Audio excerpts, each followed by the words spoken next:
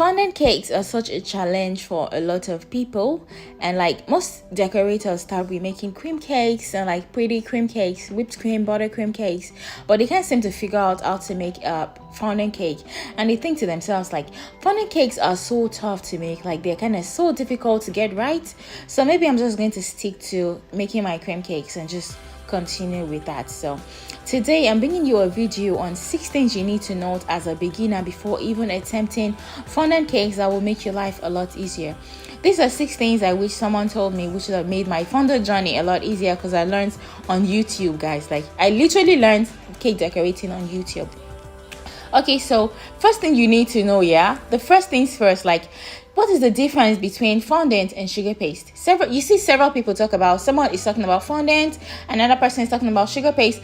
For a long time I kept thinking, okay, should I buy sugar paste or should I buy fondant? Which one should I use, guys? It is the same thing. Fondant and sugar paste are basically the same thing. I think US calls it fondant, then maybe I think the UK calls it sugar paste. So like people use those words interchangeably, so don't be confused.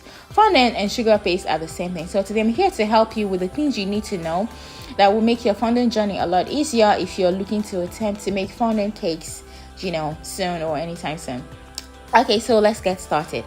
Number 1, which is very important, get very good fondant. Yes, this is extremely important. I can't overemphasize it.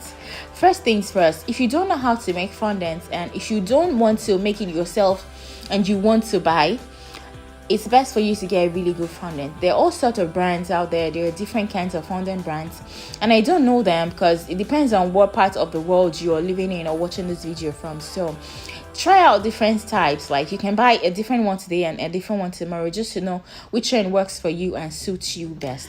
Okay guys, so number 2, if you're attempting to make a colored cake, maybe a colored fondant cake, and maybe you didn't buy a colored fondant, it's important for you to color your fondant ahead of time, at least maybe a day before. The reason is because the color has had time to settle in, and the fondant also has had time to settle in the color, so like it goes back to that perfect consistency that it was in the beginning.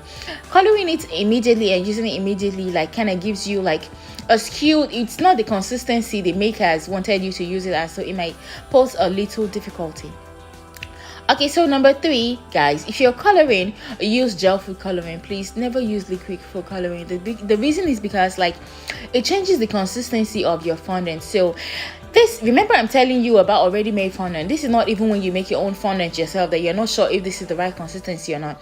In this case, the manufacturer made you a product that has the right consistency for you to work with. So if you're coloring it with some liquid coloring, it dilutes that consistency. I hope that makes sense to you guys. Number 4, you need to knead your fondant properly. Yes, so you bought already made fondant. It's already made for you. They made it and it has the perfect consistency, so you don't have to worry about consistency or how well it rolls or how well it works. Basically all you have to do is just use it. So you want to make sure you knead it really well. Yes, I know it is store-bought, but you need to knead it really well still. Like kneading it gives you that consistency and gets you to that place that you're going, that makes it well spreadable and really nice for you to work with. Number 5, so you want to roll it evenly.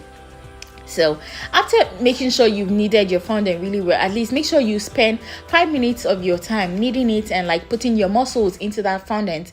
You want to make sure you roll it evenly. So take your rolling pin and be patient and roll it evenly. Make sure you have like an even roll, and if you're not sure it is very even, take your smoother and go on top of it again and try to use a smoother to get it as smooth as possible. Okay, so number 6, which is very important, like I wish I knew this from the beginning. Fondant can't cover imperfections at all. Most people think like when you maybe crumb coat a cake and then it is not well done, don't worry, just put some fondant on it and then it will cover the imperfections, guys. Like you're shooting yourself in the leg. It does the opposite, like it accentuates the imperfections in your cake if your base is not well done.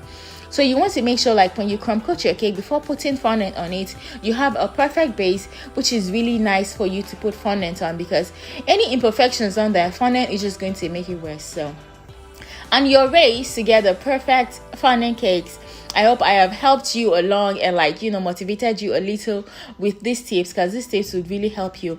And I want you to know I'm rooting for you. And if this is your first time trying a fondant cake and you listen to this, my advices, and it works for you, please leave me a comment in the comment section below and give me a thumbs up underneath this video, because I really am rooting for you here, guys, because fondant isn't as daunting as it seems. So thank you guys for always watching my videos, and remember to subscribe to this channel and follow me on Instagram. I am on Instagram as _cake me away. There are double underscores before the cake me away. Yes, so please follow me on Instagram and also subscribe to this YouTube channel, because I make awesome content for you guys, and I hope you guys love it.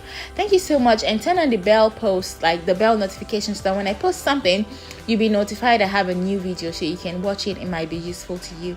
Thank you, and I will see you in my next video. Bye.